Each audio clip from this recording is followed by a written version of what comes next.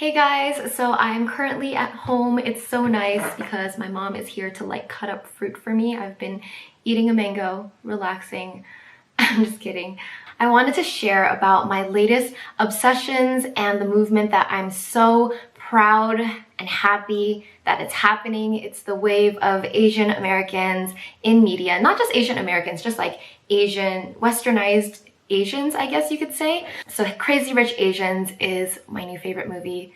Another new favorite movie is To the Boys I've Loved Before. That's on Netflix. So anyone who has Netflix can watch that movie. Crazy Rich Asians is showing in the US. And I think if you're outside of the US, you might have to wait a little bit for it to come out. But I'm just so excited about it. Honestly, guys, the past weekend, the past 3 days, I've been binging all of the YouTube videos of the cast members, their interviews, to the point where I've seen them say the same things over and over again, and yet I stay just to hear that like one new thing that they might say, and then that delights me.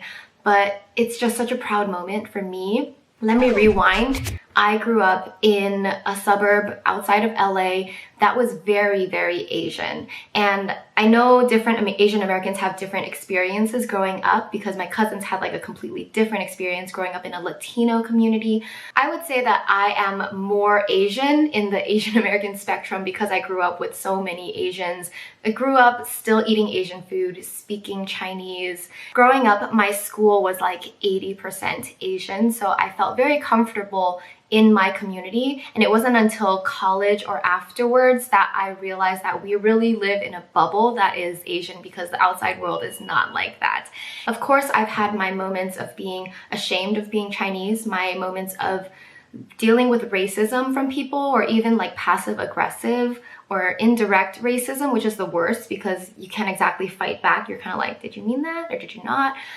And growing up, I did get opportunities to visit China, and very quickly I learned that I was in this middle between two cultures. When I was in China, I was not Chinese, I was American. I was too westernized, my Chinese isn't that great, and I just looked different. I looked dark. When I was young, I was more tanned and I was an outsider, but in America, I've always felt like, you know, an outsider from the mainstream culture. Even though in my community where I grew up, there were a lot of kids who looked like me, but when I watched TV, I watched Disney Channel, Nickelodeon, like it was hard to find anyone that looked like me. Watching movies, like I guess I didn't realize the power and the impact of that until I saw Crazy Rich Asians and To the Boys I've Loved Before. So when I watch those films, like I get extra emotional, not just because the films are actually good and it's a great story and everything, but just to see someone Asian on screen playing the lead role, someone who's a love interest, someone who's cool, has a personality, like it just, oh my gosh, it was crazy. And I cried actually more in the movie To the Boys I've Loved Before. I cried so much because it was the first time I've seen like the Asian girl be the girl that the boys like, and the Asian girl who's like, I don't know, that main character that I've always wanted to be. Like growing up, I remember watching like A Walk to Remember, like I wanted to be Mandy Moore. I mean, yes, she has leukemia, whatever, but you know what I mean, like having that boy in high school like you, even though you're like a shy girl, I so related to that movie. Also, you guys probably know that before I started Lavender, I was trying to make it in entertainment as an actor, a host, a musician. I was trying to do it all and seeing whatever would click. And I really think that deep down, it was almost like that barrier. Like I did believe that I would never be the star of a movie. I did believe that I would never be the lead, and I really didn't see examples of how far I could go just because of the color of my skin, which is really sad because I've always believed in myself. I gave it a try, but I mean, it's not the only reason that I stopped and started YouTube, but it was part of the reason. It was because I didn't know that there was a real career if I were to pursue it. And I knew that there were other Asian Americans working at it, but I saw how hard they were working. Someone could be working at entertainment for like 20 years and still not have made it, you know? So there was no guarantee at all. The chances were really, really slim. But now, seeing movies like Crazy Rich Asians, To the Boys I've Loved Before, like, I feel like, oh my God, like, finally is the time that Asian Americans are allowed to be on screen in mainstream media. Like, I really hope that this is the beginning that opens more doors, because younger girls out there who want to perform, like, they won't have that racist thoughts like, oh my god, I want to do this but I can't because I'm Asian.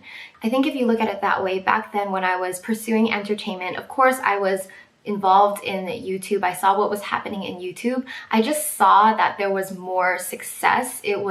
There was more probability of success for Asians on YouTube. I mean, you guys know there's a lot of Asians on YouTube because YouTube has no barrier to entry, and if you work at it and you have a great personality, great skills, great style, whatever, then you can make it, which is why I started my YouTube channel, and we're here where we are. You know, I really do think that if I was still hustling at like hosting, acting, or music, I wouldn't have gotten this far as I have with YouTube, which is saying something, right? It's saying that being Asian really is part of that difficulty of making it in that industry. But I don't know, I guess watching those movies, just this whole wave, it's re-inspired me. It's showed me that I can still do it if I want to. Like, it's just because I'm Asian doesn't mean I'm not allowed to be in movies, and I'm not allowed to be on TV, or I'm not allowed to be an artist and make music. Like, it's so cool, and I can get emotional talking about it, but it really is so cool. Let's take a mango break, shall we? Let me also put it out there that it's not just all of a sudden this is like an Asian wave happening. I feel like there's a lot of people's work for the past 20 or more years that I don't want to go unnoticed. Like, the Asian American community has been trying to create content, trying to get into mainstream media for a long time. It's just been very hard to break through, but we have created content in our own communities. I mean, I've been a huge fan of Wong Fu since I was in high school, throughout college. That whole Asian YouTube scene I was so into. There's a lot of like indie movies starring Asian Americans. I mean, Better Luck Tomorrow, Gook is a recent one. Just know that people have been trying. Even myself, when I graduated, I worked for 66 Night Market, which is the largest Asian food festival in the US, and I produced a film, The Night Market, with like Asian cast in it. And then I got together with some of my friends and we produced Picture Taipei, a story about like LA girl going to Taiwan, just trying to tell that story of our generation. So it's just cool to see it happening now on a big scale, and I'm excited for more. Another thing that I'm really excited to hear is the soundtrack of Crazy Rich Asians. I love the soundtrack, it's amazing. There are a few songs there. Okay, there's actually 3 artists on that soundtrack that went to USC. I mean, the first one is Kina Grannis, but I mean, everybody knows Kina Grannis. But there are 2 other ones. One is the song Yellow by Catherine Ho, and the other one is Money by Cheryl Kay.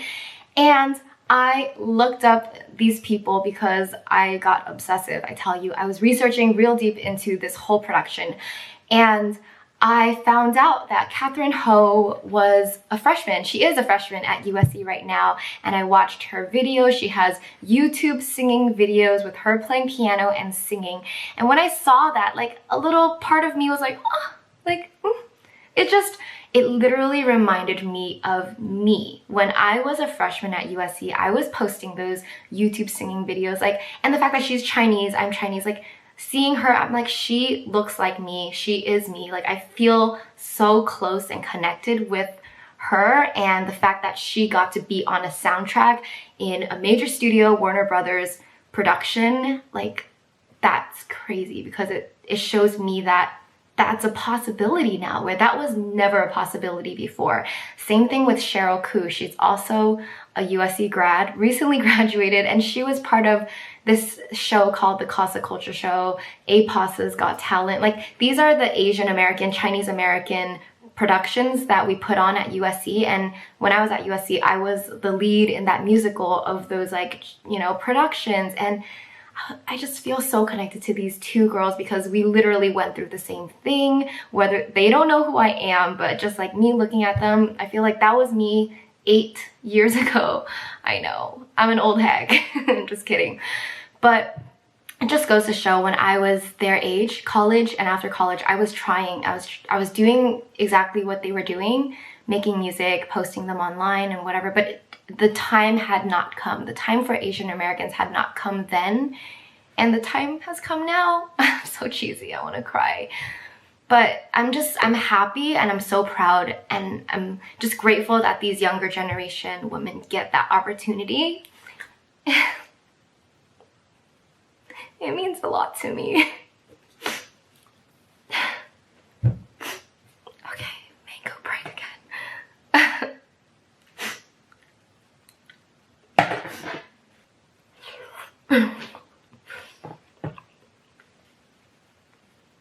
I guess I was always a big dreamer. I've always loved to perform, and I loved the idea of working in entertainment, and it really was like the reality of that race barrier thing that I've known my whole life growing up, and just to see that things are starting to change is really, really encouraging. And like, it's not over yet for me. I still love YouTube. I'm not saying I'm trying to quit or anything. The people who watched my last video were like, are you leaving? I'm not leaving. I'm still gonna make videos, but I can't deny that like I have so much passion for things like music and just telling stories in other ways, just being creative as an artist in all mediums. So now is like I have this financial stability to be able to go after different projects and try out other things that I'm interested in, which is really fun. I've just finished writing a song like yesterday, and I haven't written a song like the whole year, so I'm happy about that. I'm gonna try writing more, and I'll share that journey with you guys here as well. Also, I'm actually taking my mom to watch Crazy Rich Asians tonight, which is why I stayed home for a couple days, because I'm gonna take her with my cousin and my 2 aunts. That's gonna be so much fun. It's so cool to be able to share a movie that she will be able to relate to on her end, and I can relate to on my end. So I'm excited for that. I guess that's all I wanted to share, just how I feel. Love you all so much. I'm so grateful to have you guys on this journey with me. Oh, also news, I finished designing the Artist of Life workbook. I finished the design for a new daily planner that I'm releasing. So there's gonna be exciting stuff coming up. I'm probably gonna launch it November 1st, around that time. So yeah. All right, bye.